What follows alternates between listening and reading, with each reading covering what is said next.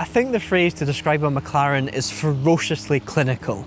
With their carbon fibre tubs, the most functional of functional aero packages, and looks that make any designer froth at the pencil case, the sports and Super Series cars from McLaren have taken the supercar industry by storm. And now with the 720S and 600 LT Spiders now with us, it doesn't seem like the people from Woking are letting up anytime soon. DRIVETRIBE is here in Arizona for the launch of these convertible supercars. But while most people will be reviewing them, we're here to tell the geekily interesting story about the engine that powers them.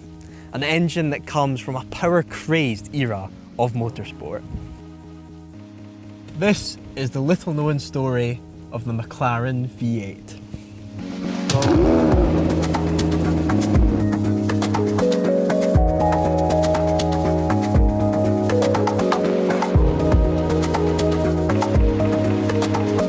The McLaren V8 has taken many forms, so let's take a look at the different tunes we've seen.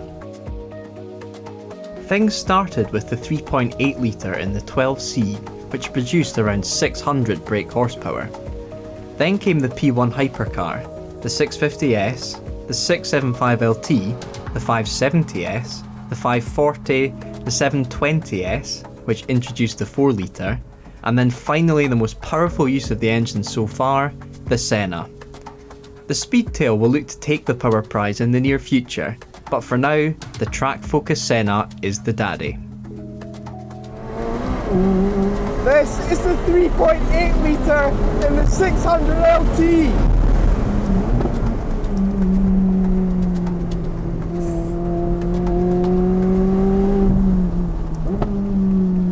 It's definitely got enough power. Taking the McLaren V8 back to its roots, however, uncovers an interesting story that begins with the unlikely perpetrators of Nissan and its Le Mans programme. In 1989, Nissan produced the R89C Group C racing car, with an all-new aluminium twin-turbocharged V8 in the back. Sound familiar? That thing was tuned to 950 brake horsepower, making it one of the most powerful racing cars ever made.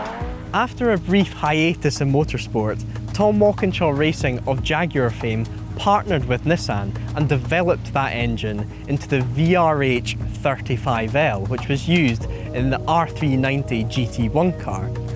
That engine was tuned to just 640 brake horsepower.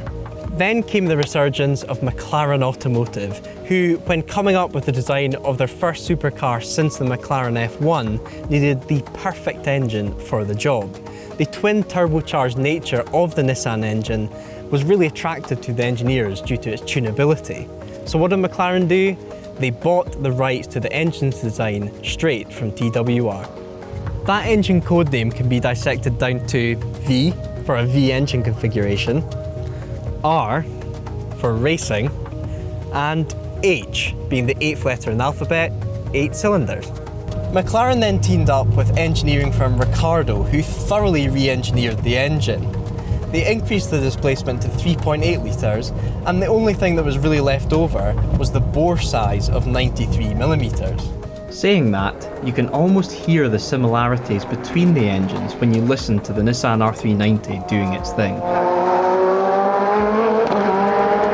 So it is only really the layout, bore and twin turbocharged nature of the engine that survived the McLaren Ricardo development phase from the original Nissan block. But still, it's a good fact to have in your pocket for the next pub quiz.